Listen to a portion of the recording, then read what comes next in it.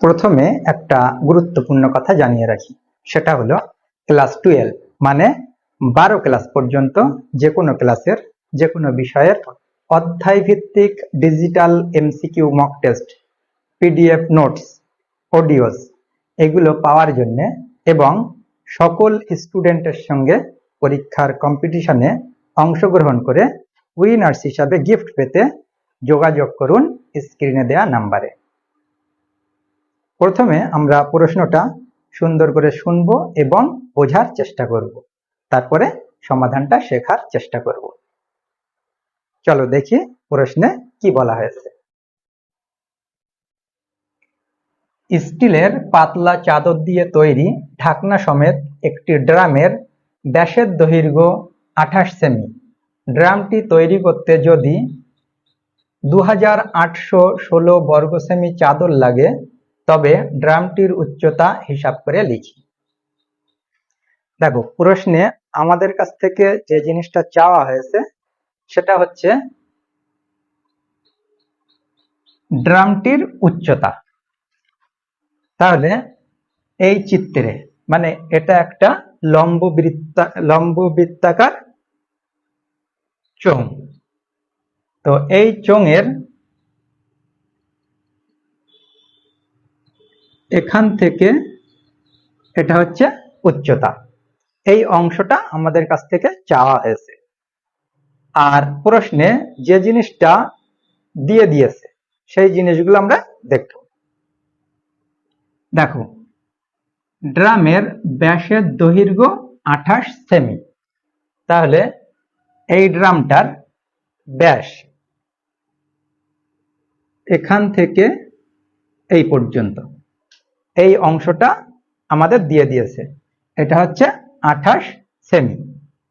আর ড্রামটি তৈরি করতে যদি এত বর্গ সেমি চাদর লাগে, তাহলে এই যে ড্রামটা এটা তৈরি করার জন্য যে চাদরটা লেগেছে সেটার হচ্ছে পরিমাণ 2816 বর্গ সেমি, মানে এই ড্রামটার সমগ্র তলের ক্ষেত্রফল।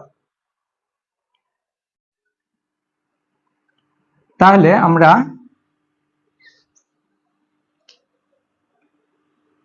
ধরে নেব উচ্চতা 8 সেমি, মানে এখান থেকে এই পর্যন্ত এই উচ্চতাটা 8 সেমি। এরপর ড্রামটির ব্যাসার্ধের দৈর্ঘ্য। দেখো, আমাদের ব্যাস দিয়ে দিয়েছে, তাহলে ব্যাসার্ধটা আমরা পাবো। ব্যাসার্ধ হয় ব্যাসের অর্ধেক। তাহলে এখানে আমরা ব্যাস আমরা জেনেছি 28 সেমি। তাহলে 28 কে যদি 2 দিয়ে ভাগ করি তাহলে আমরা ব্যাসার্ধ পাবো। 2 আর 28 কাটলে হবে 14, তাহলে ব্যাসার্ধ 14 সেমি। এবার এই এইচ আর আর আর মানে ব্যাসার্ধ, তো এই সূত্রের মাধ্যমে আমরা সমগ্র তলের ক্ষেত্রফলটা বার করব। ড্রামটির সমগ্র তলের ক্ষেত্রফল।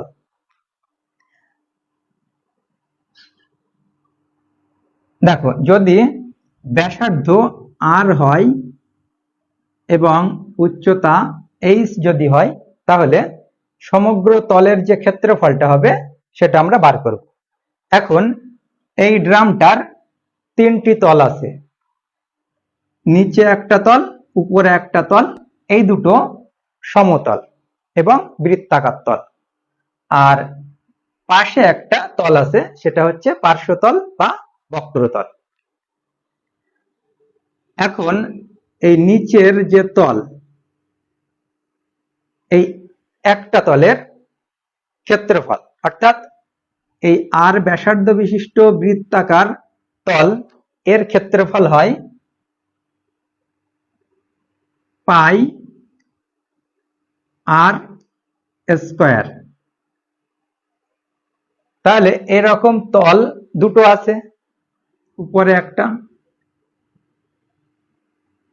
তাহলে এই যে ক্ষেত্রফল, একটার ক্ষেত্রফল হচ্ছে পাই আর স্কোয়ার।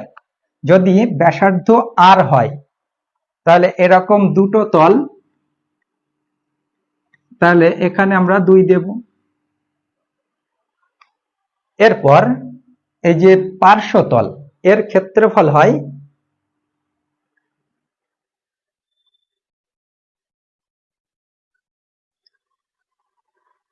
এই যে বৃত্তের পরিধি, এই পরিধি এর সঙ্গে উচ্চতা গুণ করলে বক্রতলের ক্ষেত্রফল পাই। তাহলে বৃত্তের পরিধি যদি এই আর ব্যাসার্ধ হয় তাহলে বৃত্তের পরিধির সূত্র হয় 2 পাই আর। এবার এর সঙ্গে যদি আমরা এই উচ্চতা গুণ করি তাহলে আমরা বক্রতলের ক্ষেত্রফল পাই। এবার এই দুটো যদি আমরা যোগ করি তাহলে আমরা এই ড্রামটার অর্থাৎ লম্ববৃত্তাকার চোঙ এর সমগ্র তলের ক্ষেত্রফল পাব। এখান থেকে আমরা 2 পাই আর আর কমন নিতে পারছি, কারণ এখানেও 2 আছে, পাই আছে আর আর আছে, এখানেও 2 পাই আর আর আছে।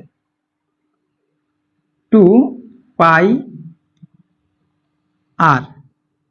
এবার এখানে দুটো আর আছে তাই একটা আর থাকবে, প্লাস এখানে এই এইচটা থাকবে। এবার পাই আর এইগুলোর মান আমরা এখানে বসাবো। দেখো এই লাইনটার আগে তোমরা এই লাইন দুটো করে নিতে পারো। সেক্ষেত্রে এই ব্যাসার্ধের এখানে ব্র্যাকেটে আর দিয়ে নেবে। যদি এই 2 লাইন এর আগে নাও করো কোনো অসুবিধা নেই, সরাসরি তোমরা মানগুলো বসিয়ে, সূত্রে মানগুলো বসিয়ে দিয়ে করতে পারো। এবার এই 2 এখানে থাকছে, পাই এর মান হচ্ছে 22/7, আর এর মান আমরা পেলাম 14,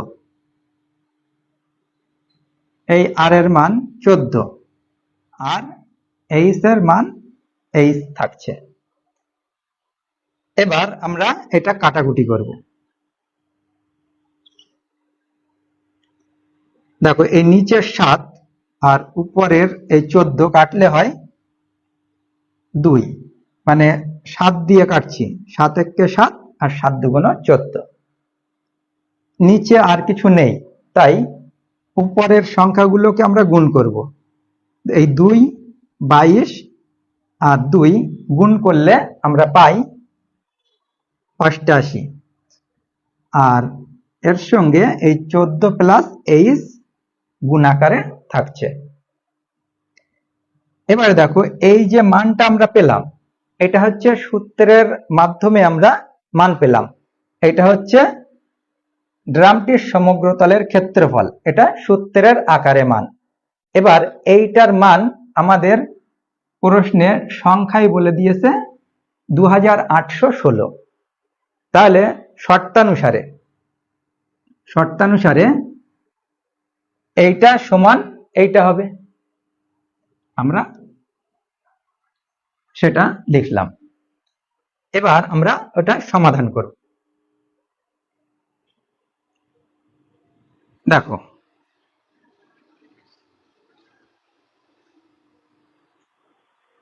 এখান থেকে এই পর্যন্ত থাকছে সমান সমান, এই 2816 এটা উপরে থাকছে আর এর নিচে এই 88 আসতেছে।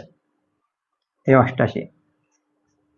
88 বাম সাইডে গুণ আকারে আছে, সমান সমানের বিপরীত সাইডে অর্থাৎ ডান সাইডে গেলে এটা ভাগে চলে যাবে। গুণে থাকলে বিপরীত সাইডে গেলে ভাগে যায়, আর এই সাইডে ভাগ আকারে থাকলে ডান সাইডে অর্থাৎ বিপরীত সাইডে গেলে গুণ আকারে হতো।